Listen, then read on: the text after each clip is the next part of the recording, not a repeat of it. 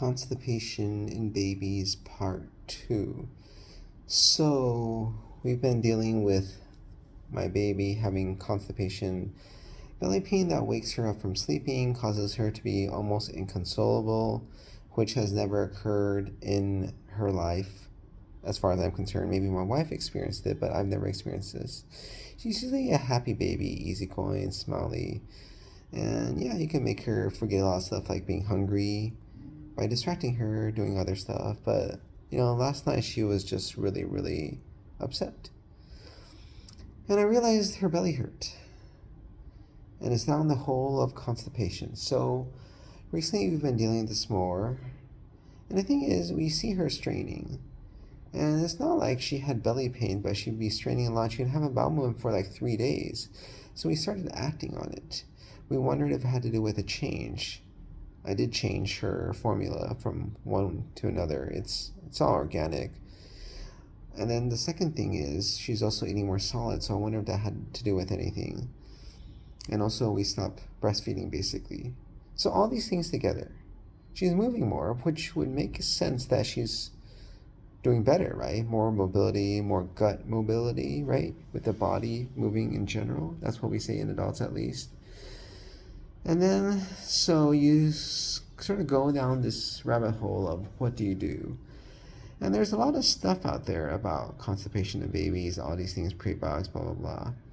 But I think the gist of it is it boiled down to me that, look, no pediatrician would disagree that she's constipated because she wakes up crying in pain.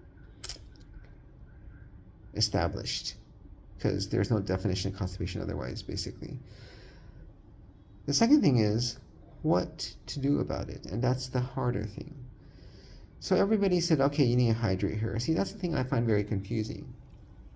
I'm not sure what that means, because she drinks formula, a lot of formula, maybe almost a liter a day.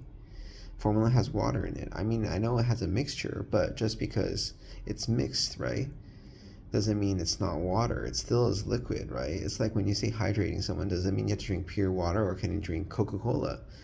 I mean, it's not rehydration solution like Gatorade, but it's fine. And in adults, I remember listening to a GA lecture from the Mayo Clinic saying it doesn't matter, hydration. Like, I've never had a patient, this is a GA doctor who specializes in constipation, and I've had a patient get constipated because they're dehydrated. And it just doesn't make sense to me. But the second thing is, how do you do hydration? So, do I just give her more water? How do I measure it? How do I measure she is getting hydrated?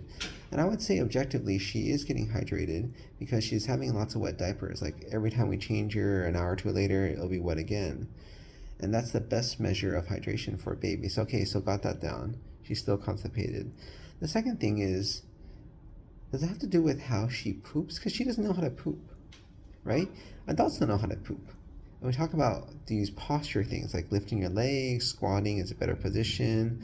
Many adults have what we call tightening of the anus, the sphincter, when they're pushing, which is counterintuitive and wrong. They have to learn to retrain, but most of those specialized therapists are not there in most cities. If you go to a super specialized place like Mayo Clinic, they'll have it.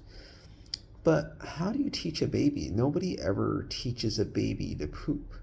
I mean, potty training is teaching a baby not to poop, basically. Teaching them to control it until they poop when they're sitting on the toilet. It's, again, not teaching them how to poop. So going back, how do you teach a baby how to poop? Is that even a possible thing? Right? I mean, I can't even teach adults how to poop. I know how to poop, but teaching other adults what goes on in me so they could poop as well, I don't know. I can tell you I could just concentrate. It's not straining. I just make the stuff move along in my gut. I don't know how to do that, but I can. So, get her in the right position. I read some stuff about putting her butt in some warm water. Maybe that'll stimulate the reflex. I don't know. Fiber. That's an important thing. They always say give more fiber, right? So we were giving a lot of things that make you go seemingly. We use yellow dragon fruit before when we were in the US. It's hard to get here in Asia, surprisingly. And that's, if you don't know, yellow dragon fruit is actually from South America, not from Asia, where they have the white and the red ones. But that worked pretty well. We can't get it here. trying other stuff like prunes, which not sure how well it's working. Papaya, should we make a blended version? Should we just keep it solid form? Does it make a difference? Seems like blending actually doesn't degrade the fibers. It takes a lot more than just blending it for 10 seconds to degrade fibers. The fiber, increasing the fiber. Does the fact we're giving her more solids, does it make a difference? The fact that she's getting more formula, should I cut down on those? All these are very difficult questions. There's so many moving targets. But what do you do? And I think in her case, it's one of those things where while you're working on the long-term plan, sustainable things, you gotta fix the short-term issue, which is the fact that she's constipated. So she got a suppository. You have these little things, squeeze bottles, put some glycerin in, keep it in, she'll poop. And it's worked. I don't think anybody thinks it's a good idea to use it long term. You'll become dependent on it. No bowels are used to getting stuff from below to loosen things up. But what other options do we have? There's lots of medical stuff you can find in a pharmacy. Mineral oil, which is just not absorbed by the body. Coconut oil and other stuff can get absorbed. Mineral oil cannot, right? Because there's Miralax or polyethylene glycol 3350.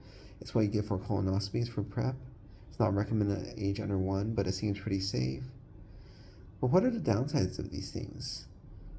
My friend says that mineral oil downsides, they don't absorb fat-soluble vitamins, so they'll be deficient. So don't use it for more than 10 days. So do we use it for now, or do we just go with a suppository? What do? We end up going with a suppository and figuring out stuff later. And I kept thinking about it and looking into it, and I think I have some answers.